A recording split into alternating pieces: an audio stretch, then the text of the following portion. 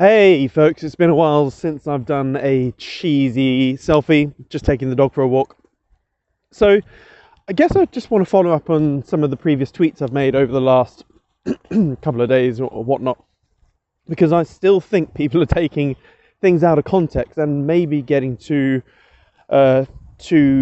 bullish. And I know some people think I'm a perma bear. I'm not. I'm probably the most bullish person there is with crypto. It's important to have different time frames with your bullishness, so to speak. So I'm very short-term bearish, but medium to long-term super bull. And it's very rare in the markets that things are binary, and which is what a lot of retail, amateur dabblers treat the markets. They think everything's black and white, when in reality the market is a very complex organism and it's always grey. It's rarely ever a black and white, this happens, this does that.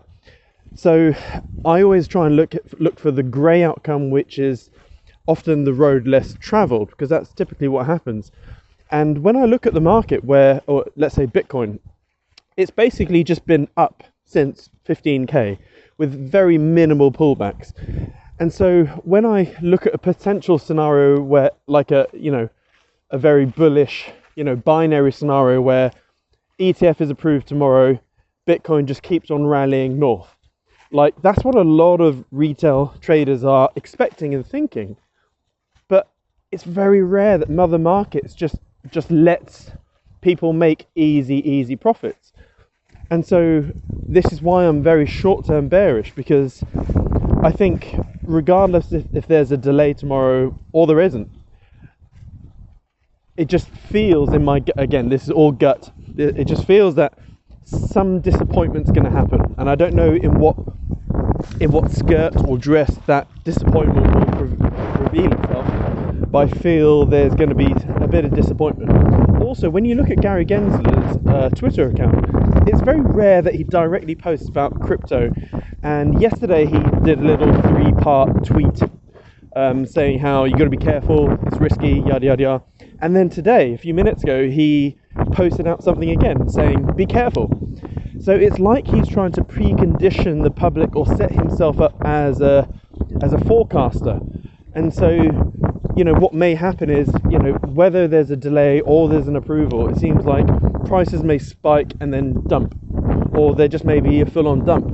I don't know. And then he can say, look, I told you, you got to be careful. So I don't know. At the moment, you have to remember that the markets are not drafts. They're not even chess. It's like 4D Star Trek chess, if you ever watched Star Trek before. So the honest answer is I don't know. It looks like, the bidding war has already started with the various funds out there, and that is pretty typical pre-listing of a hot asset, that all of a sudden they start competing, 0.5% fees, then 0.25, all that sort of stuff. So that's interesting, but either way I don't care, because I'm 100% invested in the market. So do I wish that we have massive pumpage? Of course I do, because my bags are going to get pumped. If we have a massive sell-off, am I going to worry? No, because we're mid bull market. I know people don't realize this, but we are mid bull market. Well, just before mid bull market. Technically, the bull market is from cycle low to cycle high, and we're getting to the end of that sideways choppy accumulation zone, but technically it's a bull market already. So if we do have some sort of catastrophic pullback, I'm just going to sit tight. So your responsibility as a crypto investor is to set up your portfolio, a portfolio that you're happy to just sit in for a while. And when I say a while, 3 to 24 months, etc. And now just ride the waves. So in a bear market, that's when you should be sidestepping a lot and whatnot. But in this stage of the market, for most people, it's best just to sit and hodl, because hodling is only good in a bull market, not in a bear market. And everyone always misunderstands that. When assets breach major base level supports, you need to get out. And also, I think the average Joe needs to become way less emotionally connected to their stash, because the thing that what I've seen, the thing that really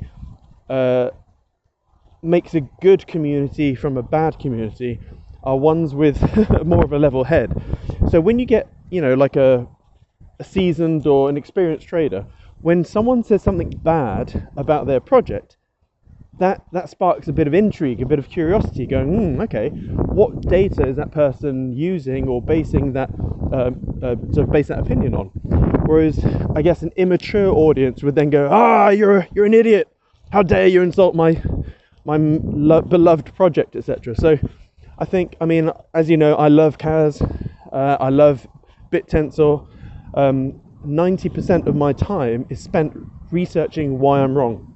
Why is BitTensor going to crash forever? Why is Casper going to crash forever? So that's what we all need to do. We need to strive to constantly and perpetually look and openly look for reasons why your bag is going to get hit and like punched in the dick, basically. No one likes being punched in the dick, especially me. So yeah, don't just go, right, it's up only, because remember, the market is grey, it's not black and white. So anyway, I hope the market does big pumping tomorrow.